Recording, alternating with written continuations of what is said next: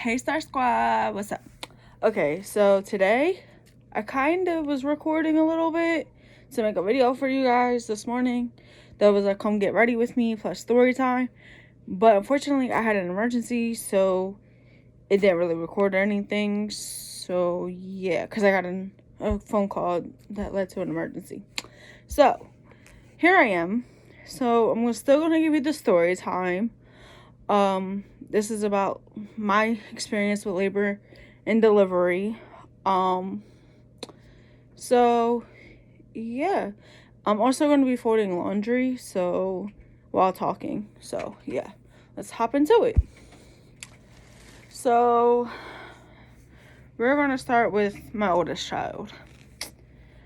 I was working at the time when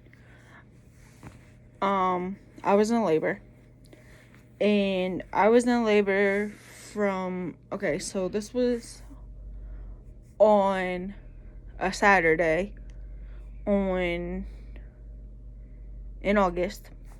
I'm not going to give you the exact date, but it was a Saturday in August of 2015.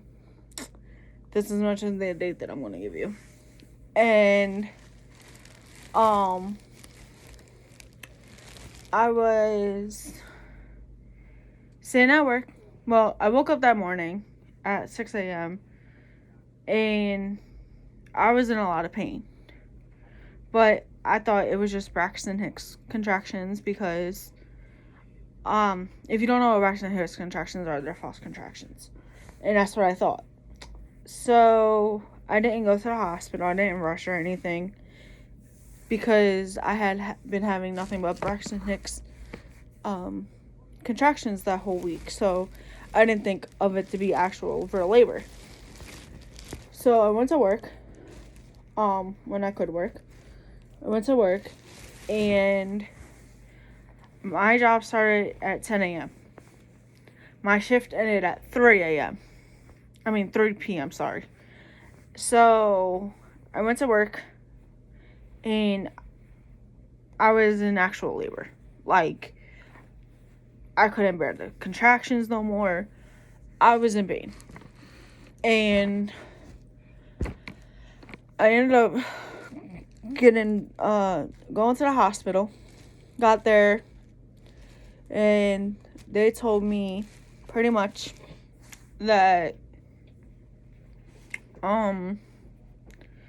I wasn't dilated enough, and that they were sending me home because apparently where I live you have to be 4 centimeters dilated for them to actually keep you. But if I went home, I didn't have a way back.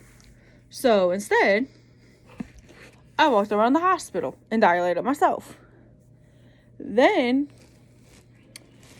I called my aunt on the phone because I was scared. I didn't know what to do. It was my first child. So, I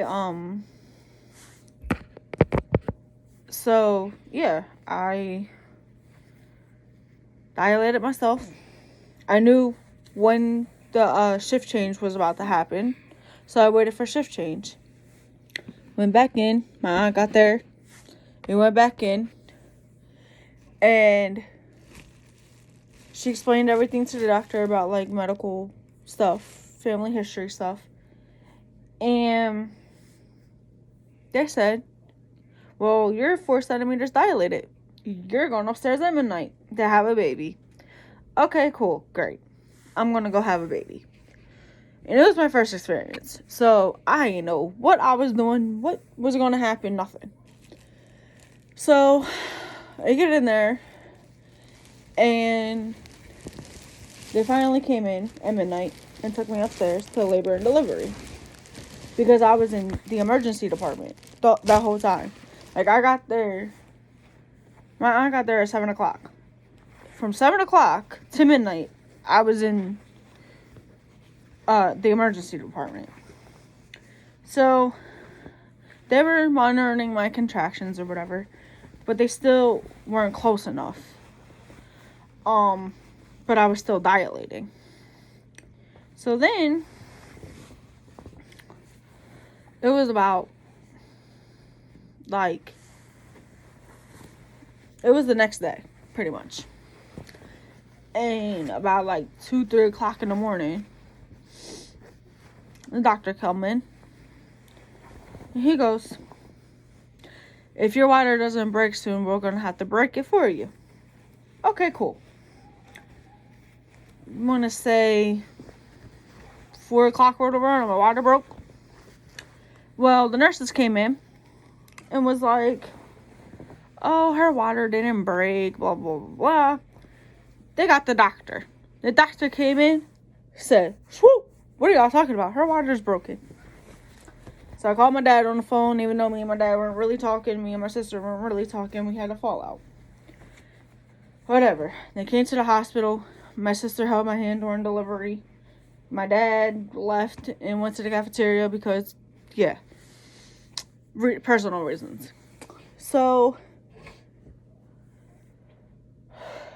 I'm waiting for the doctor to come to deliver me at 7 o'clock in the morning because I got the epidural like 6-ish, I want to say. And by 7 o'clock, I was pushing.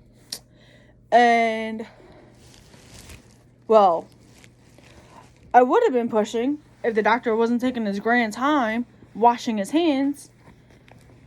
I almost lost my baby. The head was down. She pushed herself through the canal and everything. And, yeah, she was turning blue because she was losing oxygen.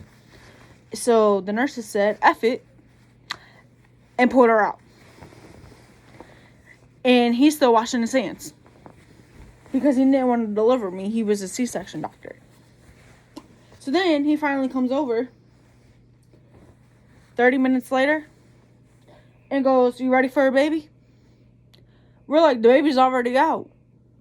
Like, what? We told you that she was turning blue and you didn't care. So, yeah, that was that story. On to the next one. And yes, I have pictures of my belly and the babies at the end.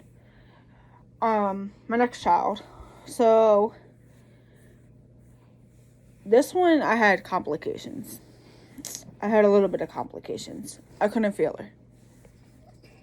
So I kept having to go to the hospital.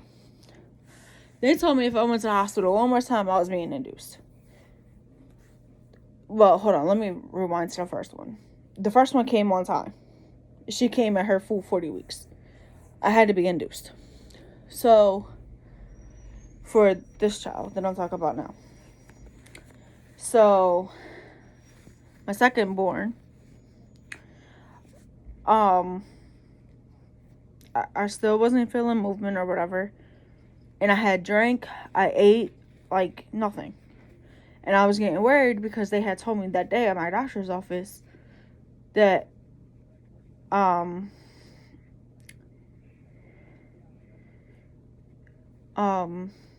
I was pretty much at risk.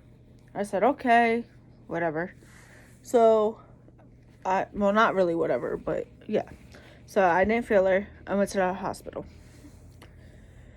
Well, got there, got called back, and to my surprise, I went in the bathroom to get changed into the gown, and there was 10 doctors in my room, and I was scared because I didn't know what the heck was going on. So they hurry up and were explaining to me that I was going to be induced, put on the epidural immediately, have the IV in my arm, all that. So while the doctors are talking to me, everybody else is doing their job. They're putting needles in me, giving me IV fluids, all of it. So then, but I told them that I didn't want the epidural right then and there. I actually waited. So, about the same thing, they sent me up at midnight. And I got up there, and I was 37 weeks pregnant, mind you. A full-term baby is 37 weeks to 40 weeks. So, I got up there, Got to labor and delivery, got comfortable, everything. I started feeling pressure. I was like, listen, I need the epidural. So I got the epidural last minute, extremely last minute, and it wasn't even needed. The doctor came in and checks me. She goes, oh, you're only 6 centimeters dilated. This was before the epidural anesthesiologist, whatever he's called, came in and gave me the epidural. Well, he finally comes in or whatever, and I'm crying. Hello, I don't cry. Unless I'm really upset. But even then, I won't cry in front of people. So obviously something's fucking wrong. Right? So I'm in full-blown tears. And my nurse was like, what's wrong? And she knows that I have really bad anxiety and I didn't sleep. I didn't sleep with any of my pregnancies, to be honest. Not during labor and delivery, no. Okay, well, hold on. I wouldn't have slept with the last one. But the last one's a special case. Anyway. Not saying that the other ones aren't. So, anyway, we get there. They come upstairs, whatever, and the doctors and the nurse was still bickering about how far along I was, like how many centimeters I was dilated. So my nurse goes, can you check her again? I know you just checked her, but she has really bad anxiety. Can you check her again? Doctor was like, fine. So she turned the lights on. I said, I want to push, and I'm in tears, like full-blown tears. And she goes, I just checked you. You're fine. I said, I want to push. I need to push. Let me tell you, the words that came out this lady's mouth was, there's a head. I told you, I wanted to push. I need to push. She was like, don't move. Because they didn't have any of the stuff that they needed in the room. None of it. And I'm still crying, trying not to push, trying to hold on and whatever. She goes, never in my 30 years of working here have I ever been proven wrong. But here you are, the first one. I said, well, sometimes there's always that one that's going to prove you wrong. So that's what I did. I proved her wrong. Anyway, on to the next one. Because I'm not trying to, like, really make this a long thing. I'm just trying to get through the importancies of this. So my next one is my third child. Okay, so the first two were girls. Now we're on to the boys. These are the boy stories. So, and she was July of 2018. Also, went in on a Saturday. And she came out on a Sunday, the same as her sister. Anyway, on to the boy. So, and with those two, I didn't tear. So, here we go with the boy. I go in because I couldn't feel him. Same with his sister. I couldn't feel him. And it was worrying me because I was eating, I was drinking all day long, no movement. And I was like, okay, something's seriously wrong. And I was like, look, I need to go get checked. Like, something's seriously wrong. This baby's not moving. And I've been eating all day, drinking all day. Like, what is going on here? Still no movement, no nothing. So, I get to the hospital. It's probably like noon-ish. So, I get there. And I explained everything that was going on. He was also born at 37 weeks. So, I got induced again for my second time. They're like, yeah, we're going to induce you. I was like, okay, cool. Great.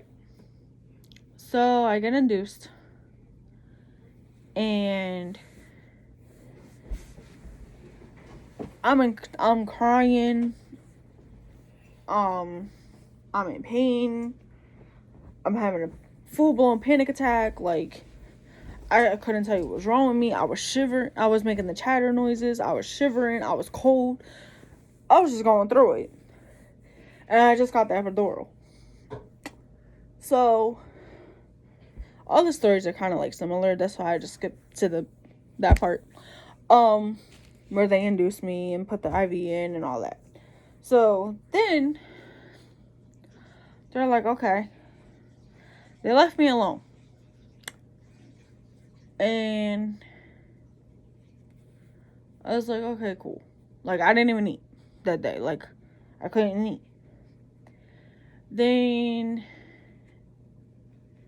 I was like, alright, what's taking the baby so long? Like, why is the baby not coming out? Yeah, I didn't deliver till the next day. So, well, the next morning, rather. So, I was in labor and delivery from 12 o'clock that afternoon until 5:55 the next morning.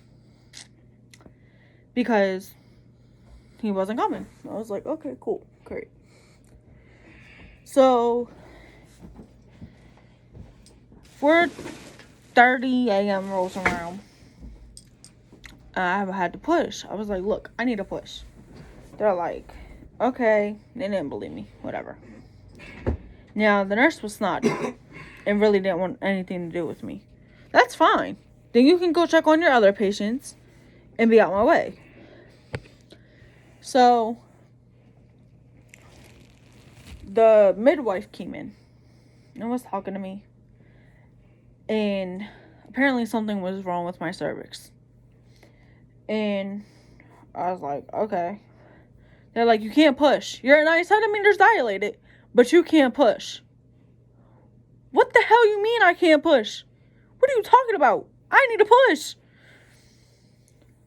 And none of them, not the midwife, not the nurse, not the doctor, none of them helped me get this baby out of me.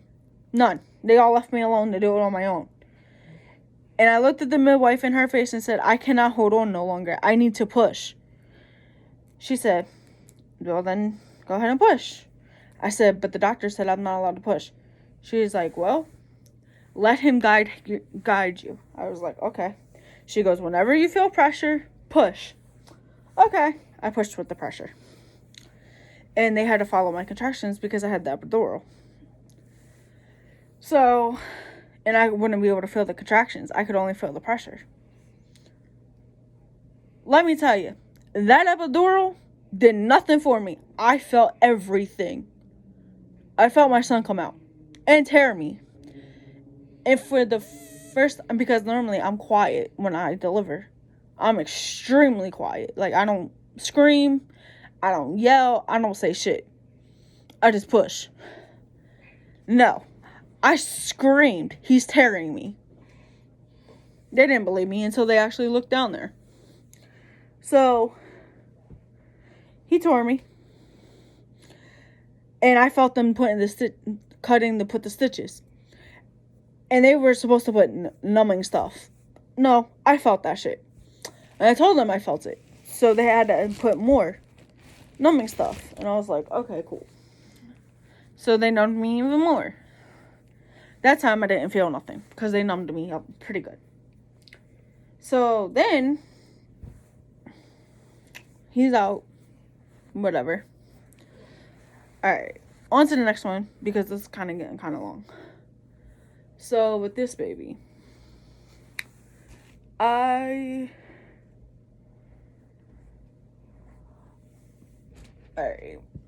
So this one was extremely different. I was 37 weeks pregnant. They told me that I would be delivering at 39 weeks. No in between. Okay. But I went to a hospital because that following... Oh, by the way, he was born in August of 2021.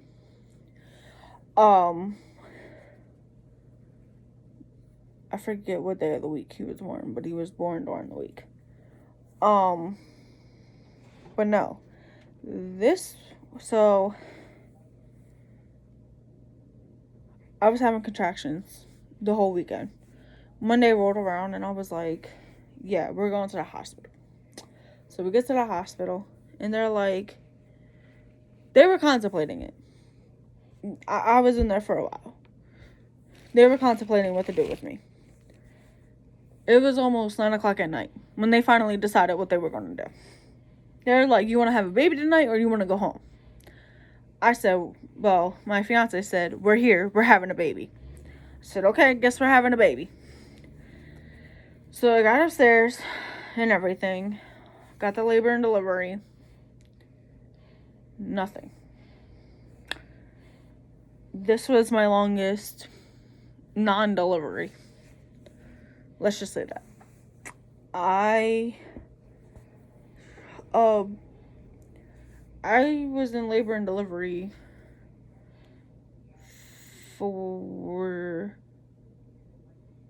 I didn't deliver till Wednesday. I got in the hospital emergency room on Monday. And nighttime rolled around on Wednesday and I still hadn't delivered. With this one, I had complications. The baby was in distress because every time they tried to put me on the Pitocin, which is what speeds up the process of delivery, my heart would drop. They kept saying it was the baby's, but in reality, it was mine. So they put me on oxygen. It wasn't working. So they finally came in at like 8:30 at night and was like, we're taking you to C-section. It's an emergency C-section. We have to do it. The baby's in distress. I said, well, I cried because I'm allergic to anesthesia. And they know that. And I was like, well, how are you going to counteract the anesthesia? Now, mind you, I didn't have a cough before I went under. Let's just say that. So they gave me something to counteract the anesthesia. So I was like, okay, cool. So they put me under. They told my fiance that I was going to be out in an hour. Yeah, no. I went in at 8:30 for C-section and didn't come out till midnight the next day.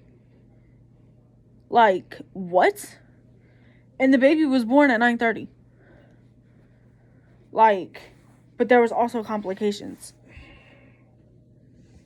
But yeah, there was also complications. Like, I didn't know that there was complications until I read my portal. Because I can see everything on my portal. And they didn't tell my fiance either that there was complications. I had to read it for myself. So yeah, there's that. But pretty much those are my labor and delivery stories. I'm not gonna keep y'all much longer, so I'm gonna show y'all the babies and the pregnancy bellies that I had and describe each child. So I don't know if y'all can see this, but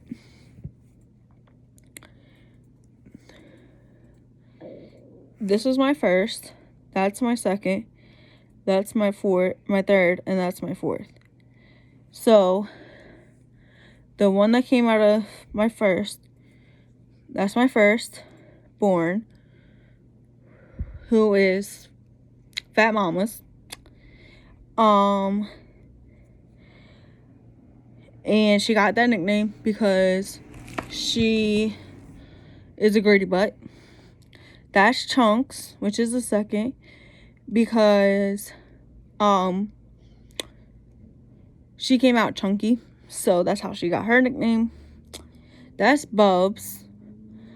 I've always called him Bubs since I was pregnant with him, so that's just the nickname I've had for him. And then that's Wigglworm, because he was constantly moving in my stomach. So yeah, but that's my labor and delivery story. And I hope y'all have an amazing night. And I'll see y'all in the next video. Bye.